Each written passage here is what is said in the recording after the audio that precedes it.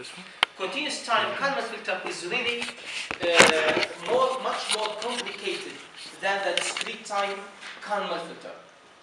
The reason for this complication of the continuous time Kalman filter is that we need to specify the differentiation of a stochastic process with time. This is really a tricky point. For example, we know that dx of t over dt equal to, for example, f of x. This is first order differential equation that we can see it in many practical and systems like in engineering or in business and so on. So this can be, for example, equal to ax. This is deterministic differential equation. This kind is deterministic differential equation. If I ask you to solve this, it is quite clear that we can say dx, for example, over ax equal to dt. Then we can say that this will be ln x equal to at, and then one can say that x equal to e of the power, for example, at. No problem about this one. Of course, if we consider also the initial condition. Now, what if dx over dt equal to x plus noise? Now, this noise, for example, regardless, it is distribution of the Gaussian or whatever, and now this noise is a random process because it is also function in t. Actually, the noise n of t and omega, the event. For every specific t, even if we specify certain time t, we will have infinity realization of this noise. Okay? What is the meaning of that, the integration of this noise? If we want to find the value of x, then we need to integrate this value. Okay, let us do it in another way. If we say that this n of t can be represented like dw over dt. So n of t is generated because of the differentiation of another random process. What will be the shape of this random process? What is the properties of this random process? So this is another problem. How to specify these conditions here? If we substitute with n of t with its equivalence here, then we have dx over dt equal to x plus dw over dt. If we multiply by dt, then we have dx equal to x dt plus dw. Now we need to study this kind of differential equations, of stochastic differential equation. How to find the solution? The solution concepts actually is completely different than in the deterministic case.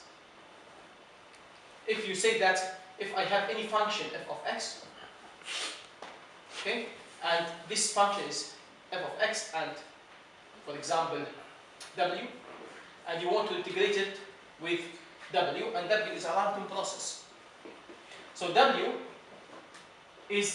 has infinity number of realizations, this w, and in the same time it is function in time because this is taken at time t. How to evaluate such kind of equations? We need to solve this equation, this stochastic differential equation, in order to be able to find the representation of Kalman filter in continuous time. We saw in discrete time it was not a problem to find the optimal solution of the estimation or of the estimation problem or of the estimated states based on the discrete case, because in discrete case every time we take sample from a random process. Okay, we take just samples from a random process and we don't have to differentiate those samples. We solve this in recursive or in difference equations. Here we have differential equation. It means that we have to define precisely what is the differentiation means in stochastic process. What is the integration means? How to find those integration? Because we have now to find the difference between the normal integration, the normal differentiation in classical math, and in deterministic math, and in stochastic process. They are completely different. The solutions are completely different. Okay? One of the problems here that we will prove today, that we say to solve this equation, we say that n of t is generated from differentiation of another random process. If we say that n of t is Gaussian noise and white noise, what is the differentiation of white noise? Differentiation means that the signal is smooth in order for the differentiation to be exist. So the signal should be smooth. But is there any guarantee, or what are the conditions to guarantee that n of t is smooth? Is it smooth? So this is what we study today. This is the topic of today. So today is more mathematics that we will see today than previous lectures. So the topic of today is stochastic differential equations. Okay, now we will define the core of this analysis. The core of this analysis is Brownian motion. The Brownian motion will be the core of our analysis, because before we define n as Gaussian, it is very nice to generate them with the MATLAB. So you can just write n and you have sequence of random numbers. But what is the behavior of this n when we talk about differential equations? We need to have more rigorous model for the noise, or rigorous definition of the random process in mathematics. Now we want to integrate or to cooperate some stochastic process with deterministic calculus. How to do that?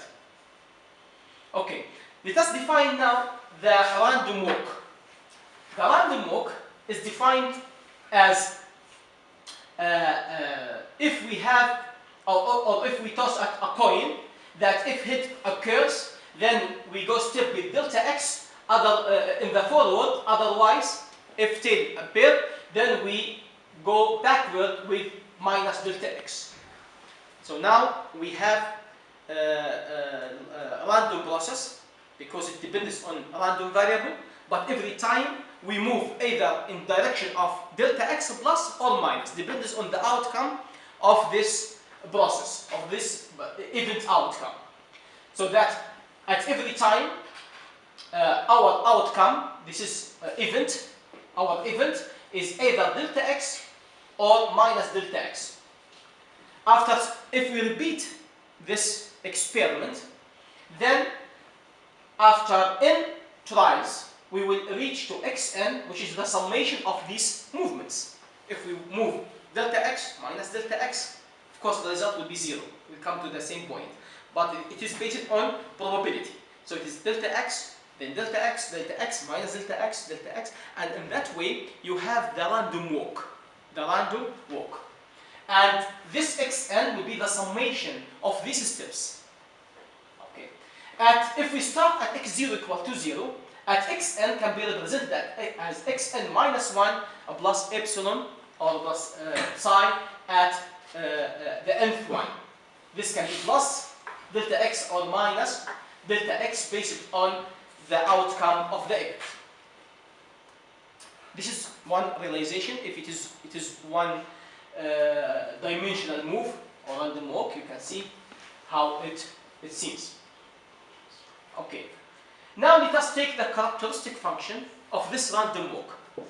Okay, we take the characteristic function of this random walk. You can see, as we saw in the first lectures, that we take the expected value of e to the power j is the square root of minus 1, v is the frequency here, and xk. We take this expectation of this value. We know that xk equal to the summation of psi at I.